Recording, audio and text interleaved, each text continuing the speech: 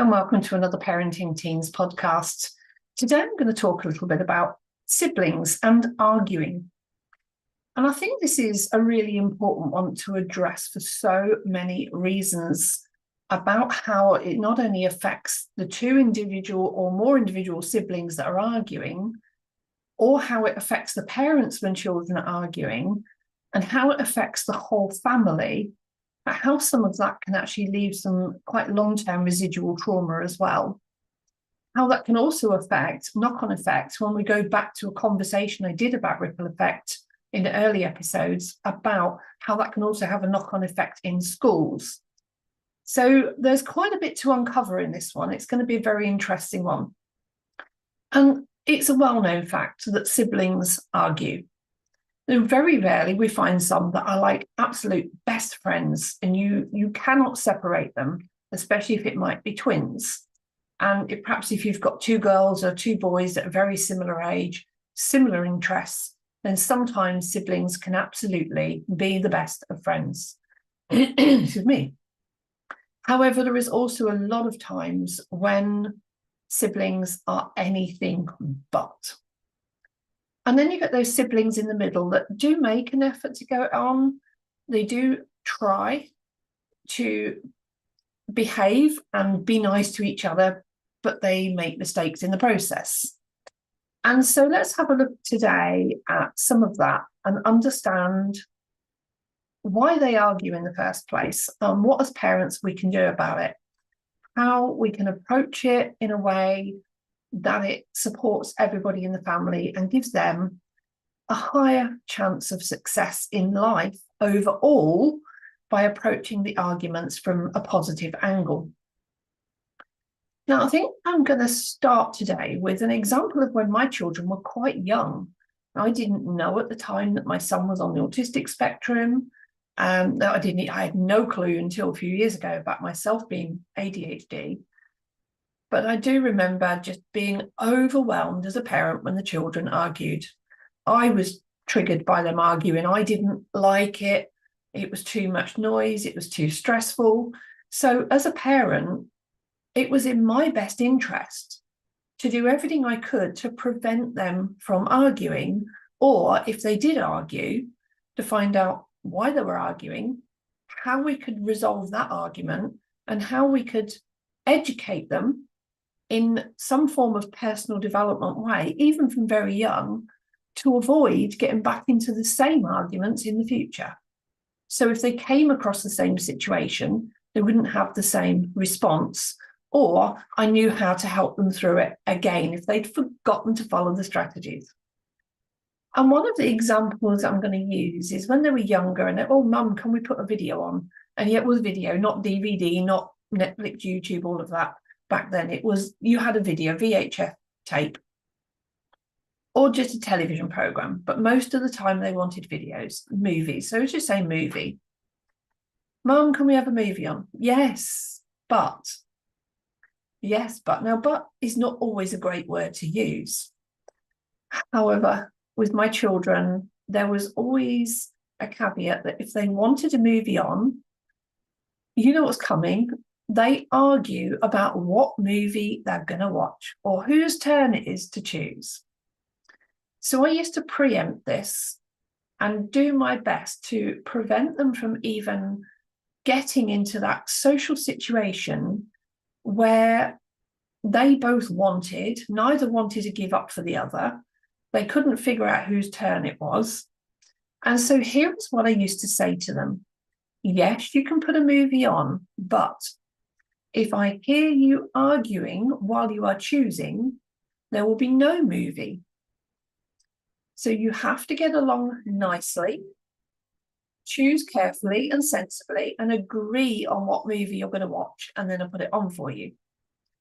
And that is what they used to do. So they used to go and sit down in front of the little bookcase we had with the videos lined up, and they would actually sit there and talk and say, well, I'd like this one or this one. And the other one said, well, I'd like that one or that one.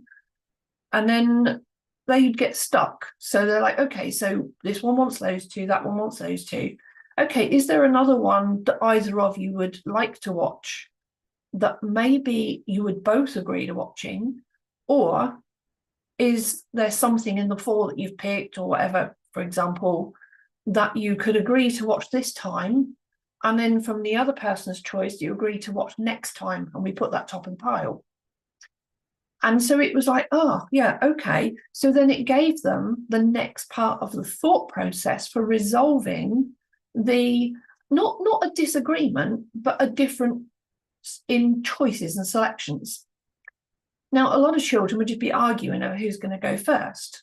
And it's not the parents' fault, because it's how we were raised. You know, you go, you make a choice and then put one on. But if the parents are not intervening, the children do not have at that young age the social skills to work through that difference of selection, of opinion, of choice. And they don't know how to say, I want my way, or I'm willing to give up for the other, or I'm willing to negotiate and compromise.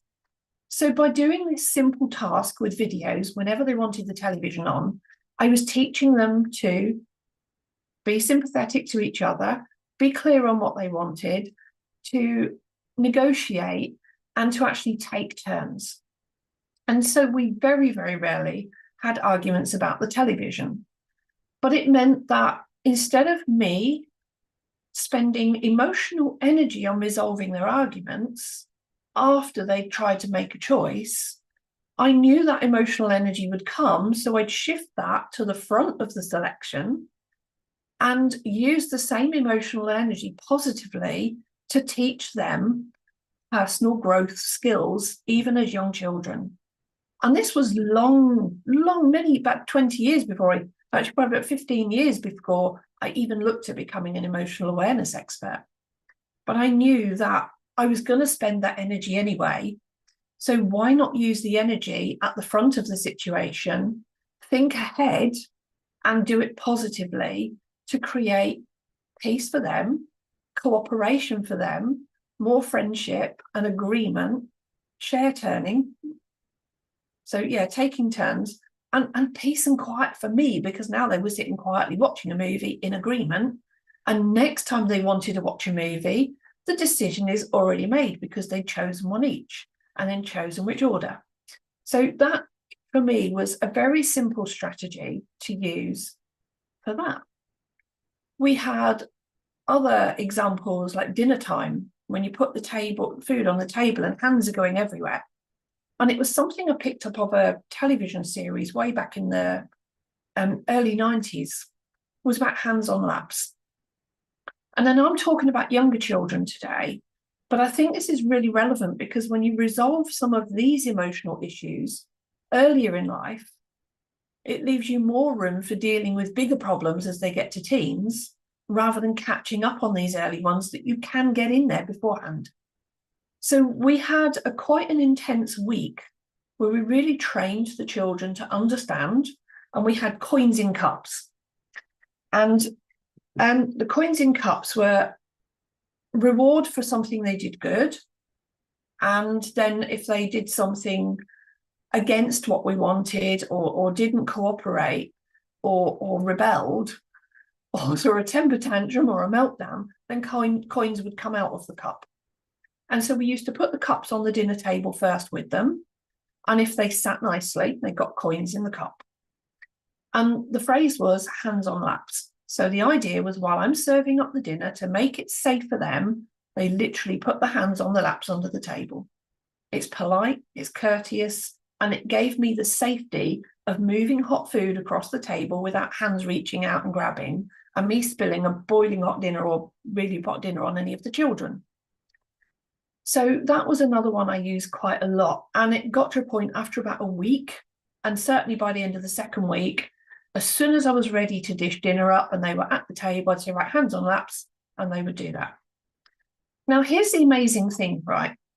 How quickly some children will learn, but only in the right company. Whenever we had guests, this was amazing to see. Whenever we had guests and I was ready to dish up dinner, I said, hands on laps. My two would do that and put the hands on the laps.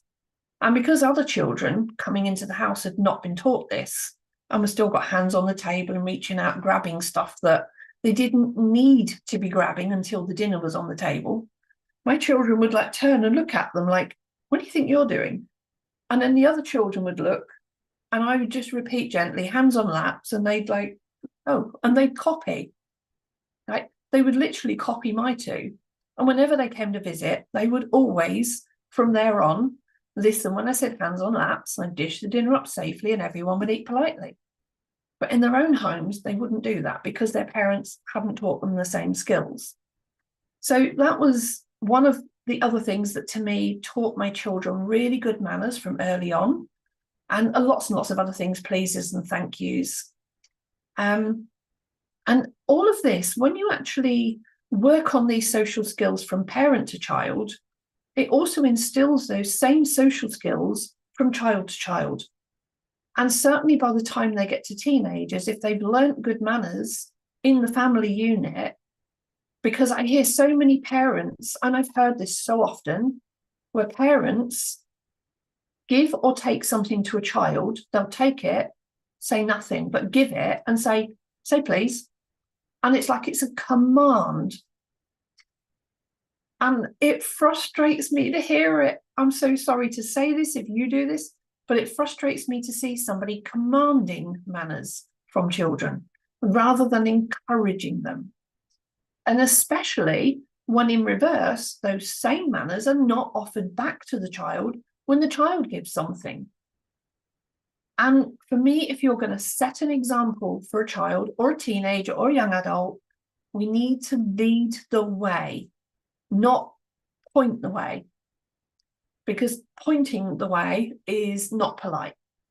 It's not necessarily the best example for them. And I hate using the word not the best example, but you imagine now putting yourself in their position, right? Or just put yourself in your position in work with a manager. And a manager, every time they give you some work to do, or they give you a new piece of stationery or whatever they do, or something, a new set of tools, says, well, say please, right? But every time you do something for your manager, they never say please. How long do you think you would like to work for that manager? And if you try to always imagine the same situation with you as an adult and somebody else powered over you, would you like it if that person would treat you that way? And I always tried to work with my children that my manners matched what I wanted from them. I led the way by example. Now, there are times when, as parents, we have to move into what we call a dominant energy, when children are getting a little bit out of control or not following orders when they are important orders, like time to get your coats on, please, for school, and they're not doing as they're told, then you might need that more dominant energy. Right, coats on now. And it's not shouting, it's not yelling. I'm not going, oh, you get coats on, you little whatever you call them. None of that. I never used to do that with them. So it was, right, get your coats on, please. And again, I would always start with a please. Then I would remind them, I've asked you to get your coats on, please. And if they didn't answer or respond the second time, put the coats on, it'd be right, coats on now. And I would move into command mode, but still in a calm, controlled manner to let them know this is an escalated situation. I am not angry at the moment, but it is possible if you keep pushing me. And they generally would go and actually follow the command by the third time if they'd ignored the first two.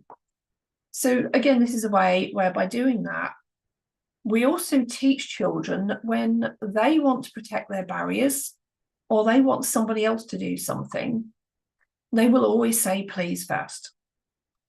And especially when they're getting bullied at school or bullied by the other sibling, it might be stop that please, or don't do that please, or don't say that please, right? And then I've asked you not to say that please. And then by the third time, don't say that to me, and they'd move into the dominant energy. So it's kind of giving them that opportunity to use those same social skills of politeness to work in the other direction to protect themselves from conversations, from physical situations, whether somebody's taking something of theirs, whether somebody's trying to shove something in their face, whatever it is that somebody's doing to interfere with their little bubble and their emotions, those same social skills can work in the other direction to give them that opportunity to create a safe space again, or create their own bubble with manners first. And then by the time it gets to the third warning, then if the other child is not listening, again, I've seen so many parents where they don't intervene. Now, it's good to let children try and resolve their problems first. Really, really good to do it, because they need to learn these social skills at all costs. They need to learn them. But to not intervene at all and let them go into full argument is not teaching them social skills either. That's teaching them that nobody's going to protect them. That when they have a need and somebody else is creating a dangerous situation for them, emotionally, physically, whatever, socially dangerous, whatever, with name calling, that if they were being bullied at school, a lot of parents would go to school and say, right, my child's being bullied, I want you to do something about it. But when the children are being bullied in the home by each other and they're arguing, and parents are going, oh, kids will be kids, they will argue, what you're really saying is you are not going to step in and protect the child that is being bullied by the other, or the child that is being overwhelmed by the other. And the one that has overstepped social skills, it's also like saying, I'm not going to teach them social skills. I'm not going to intervene and help them to learn a better way to communicate. Now, I know this is harsh for me to say this, but this is the reality of parenting. That if you see these arguments coming and you've heard one of your children, or even you've learned that if they've learned those social skills to say, please, and I've asked please, and now stop, and you hear them escalate into that stop mode, that is the time to step in. So you've given them the freedom to try and resolve it themselves. And when it gets to a point where they can't resolve it themselves, that's the point to just step in with that command voice. And that could be saying, right, I've heard them ask you to stop. No, I'm telling you to stop. Whatever it is. And coming in with that dominant voice might be just enough to knock the other child out of their ego state that is trying to put them in charge of the other one. And to get them back down to a level where they then, you watch their energy come back down a little, and then you say, right, now, here is how we can handle this a little bit better. So whatever the situation, here's how to handle it in a slightly more effective way. So the other thing I can think of from there is the communication states is really important to understand here. And I do see this a lot in younger siblings and also in older siblings, and especially when there's big age differences, but sometimes even could be with twins, when there's a 20-minute age difference. There's this thing that is called, this states where we have neutral communication, where we talk to each other as equals. And that is where 99% of the time we want to be talking to each other as equals. And even as parent to child, it is good to be able to talk to them as equals for things like, oh, can you pass me the salt and pepper, please? Right? Treat them as equals at the dinner table. Whatever it is that you're doing, oh, can you just open the door for me, please? Not, oh, you open the door for me, I'm your mother, because then that's moving into what we call the parenting mode. So when I've talked about dominant energy, that's moving into parenting. Now, that can still be calm, controlled, and polite, but raising that energy into parenting mode moves them from neutral down into child mode. And there are times that is important, a few. But most children want to grow up feeling like they're treated with respect, like they're understood, that they are listened to, and they are given the opportunity to grow up. Because all children want to feel like they are constantly maturing and improving and feeling older than they were the day before, the week before, the year before. They don't want to look back and think, oh, I haven't changed since last year. they want to feel that shift and that difference in how they present to the world, how they feel within themselves, how they integrate with their family, their schools, their work, their schoolwork, and their social lives if they go to clubs and groups. And they want to constantly feel that shift in energy as they grow up. And by constantly moving into parent mode and putting them in child mode all of the time, it actually restricts their ability to grow up socially. So what we want to do is be coming down to equal so they can come up to equal, and that guides them along the way. What we also don't want, and I have seen this, and this is extremely traumatic to children, and I have seen adults who are still severely affected, is when a parent moves into child mode because they're suffering trauma or they can't cope with the situation, they haven't learned personal development, and they are lacking emotional awareness.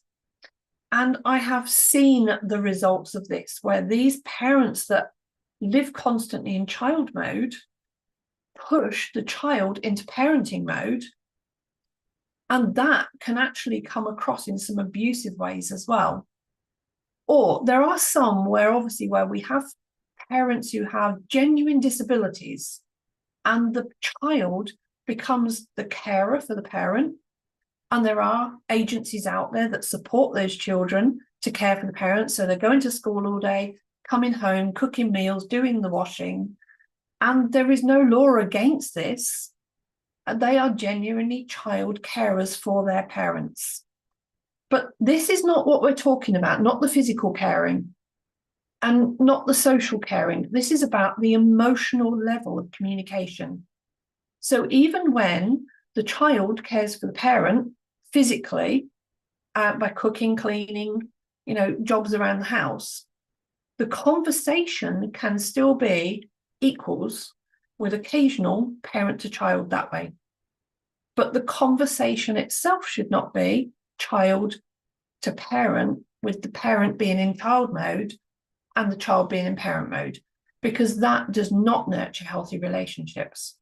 It teaches that child that they are overly important, that they should talk down to everybody, and they don't learn so much compassion and empathy when they're constantly switched to the opposite role. And I have seen how parents have almost expected their children, without physical disabilities, expected their children to look after them, to nurture them, to deal with their emotional tempers and tantrums and meltdowns and overwhelm. And the child was meant to be the mature one, and very often raising other younger siblings as well. And those children have then grown into very unstable adults. And it is extremely traumatic for them, and then can ripple forward from them, because then they're now like, oh, thank goodness I haven't got to be the parent anymore. And it's almost like the minute they move out of home, they want to go back and catch up with that. And it's like repeating the cycle. So we want to be breaking that cycle by being aware of keeping that equal communication from parent to child, with occasional dominant energy from the parent and child mode from the child.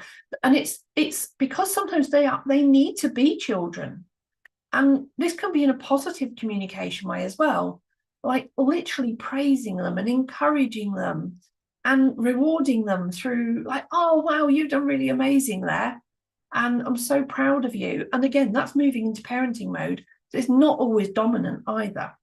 It can be rewarding, praising, encouraging. So that's the other one. Now, I just want to follow up with one last example here today before I move on from this. And I have gone very much into this child mode today, but I think it's really, really important to address, because if we don't teach children these forms of communication and these social strategies, this is what leads to siblings arguing. When parents then go, oh, they're arguing, I'm just going to sit down here and do nothing about it. Like I'm the child, they're just sort themselves out. And that is unhealthy. So we want to be avoiding that. Now, the other day, and this is a really crucial one, when children call each other liars. I was in the car with my daughter and my grandchildren. And my granddaughter says, oh, I got all these stars at school this week and I've done this and I've done that. And my grandson just turned around and went, I think she's a liar. And just said it so boldly. And my poor little granddaughter, bless her, has been working for weeks on building her self-esteem with social skills in school. So they'd given her a task to do, to interact with other children, to get these little stars on a chart, to build her self-esteem amongst other children. And she is a very socially confident child, but for some reason or other, she's having some difficulties in school right now. And so she's got all these little stars on the star chart, and he says, I don't believe you. Oh no, he just said, I think you're lying. And said it so rudely. And I just turned around and said, that's enough. That's not called for. You apologize to her now.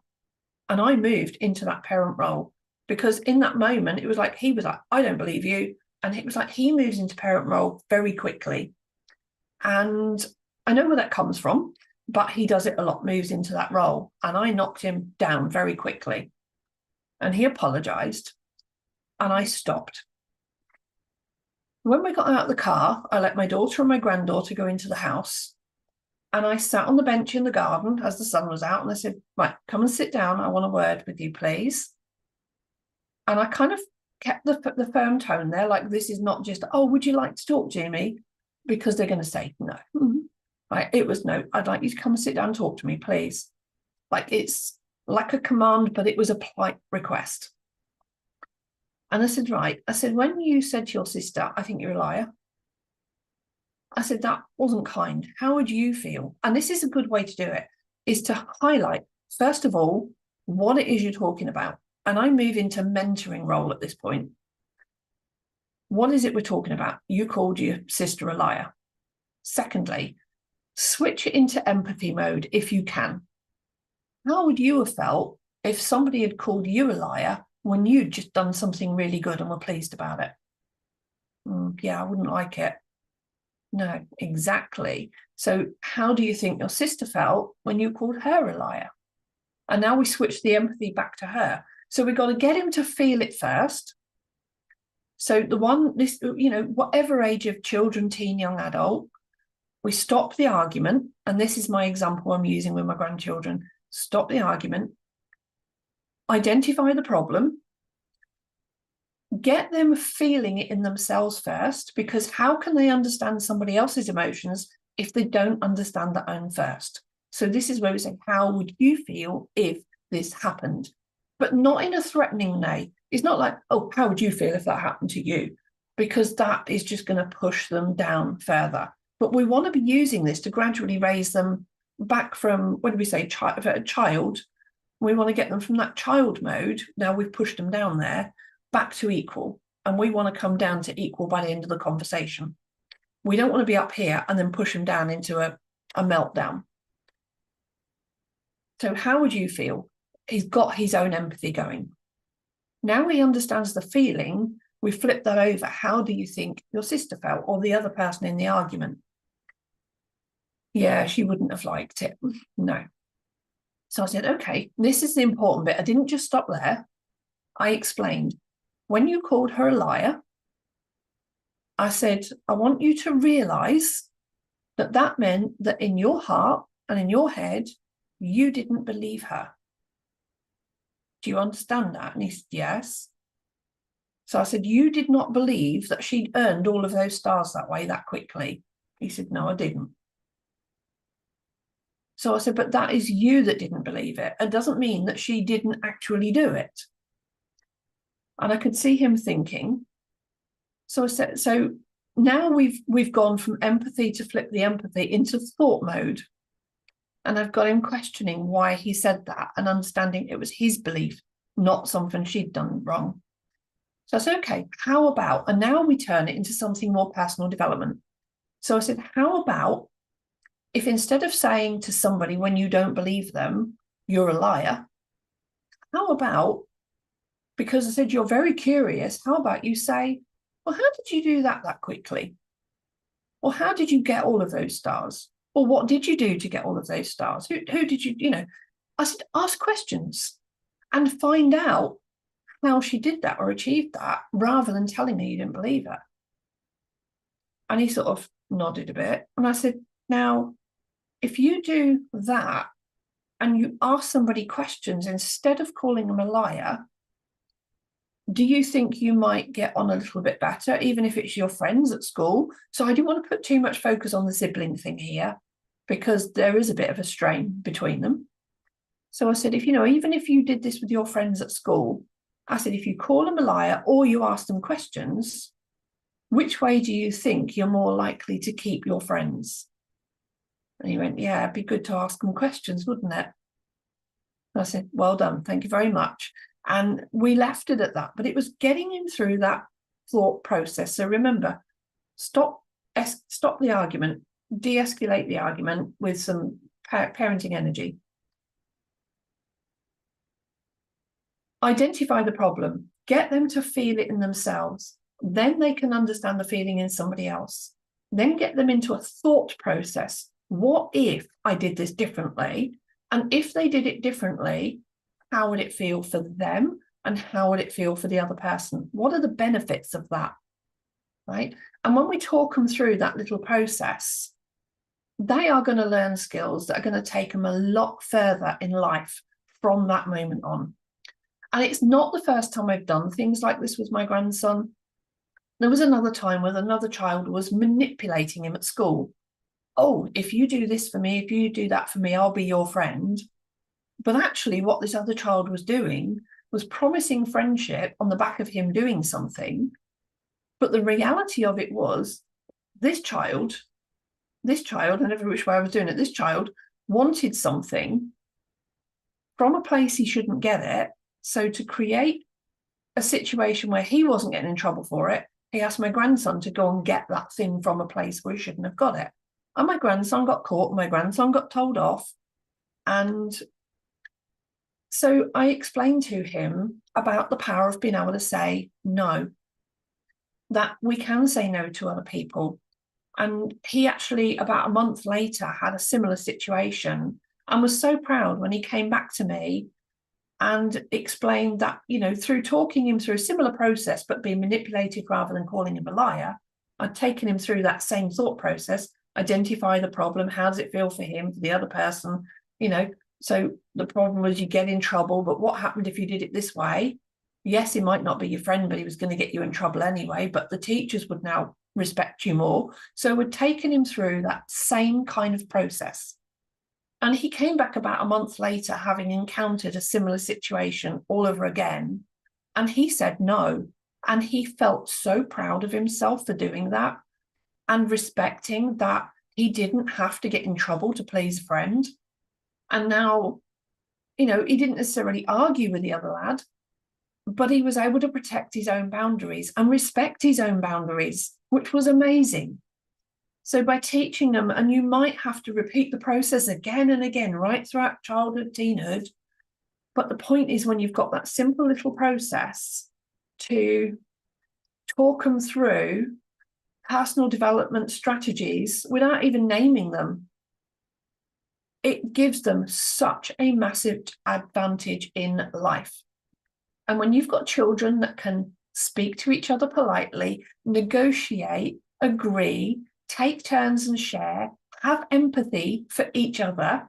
Now, it doesn't necessarily mean they have to be the best of friends, but it just means they can respect living in the same space, sharing the same things, sharing the same house, the same TV and the same, even board games when you're playing, and how to share things across the table at a mealtime.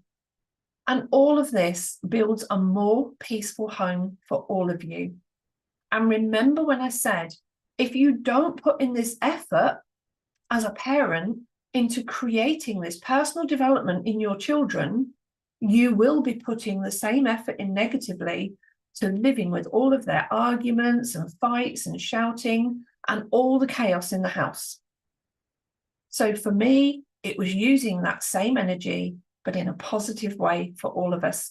And I really hope that can inspire some other people to do the same. Now, if everything has been very different from you up to now, There is no blame. There is no judgment here on that. There is no guilt to be had.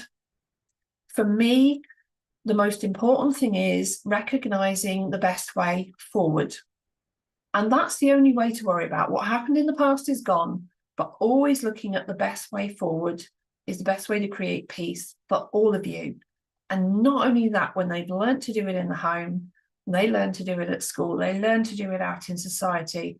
And when they get to the end of being teens and they've got to go to college and onto jobs, right? Who is going to have a better advantage of getting through those job interviews? The child has always been left fighting, arguing, bickering, bullying, or the child that's been grown up with manners, negotiation skills, compatibility, empathy, agreeability, right? But not in a way that they've been suppressed or overwhelmed or ordered to be this suppressed, I can't think of the word now, like they've not been pushed down. This is actually helping them to grow. So this is not somebody who's been dominated into behaving. This is somebody who has learned those skills as a form of personal growth. And that is going to give any teenager or young adult, by the time they get there, a massive advantage in life after education. So thank you very much for watching another episode of Parenting Teens podcast. Let me know if there's a topic you want next week. I'm at the moment just going by the fly which topic I'm going to do. I'm going to see what I have next week. But that was this week's Parenting Teens podcast, what to do when siblings argue. All the best, and let me know how you get on. Give these strategies a try and let me know how they work for you. Take care and see you next week. Bye-bye.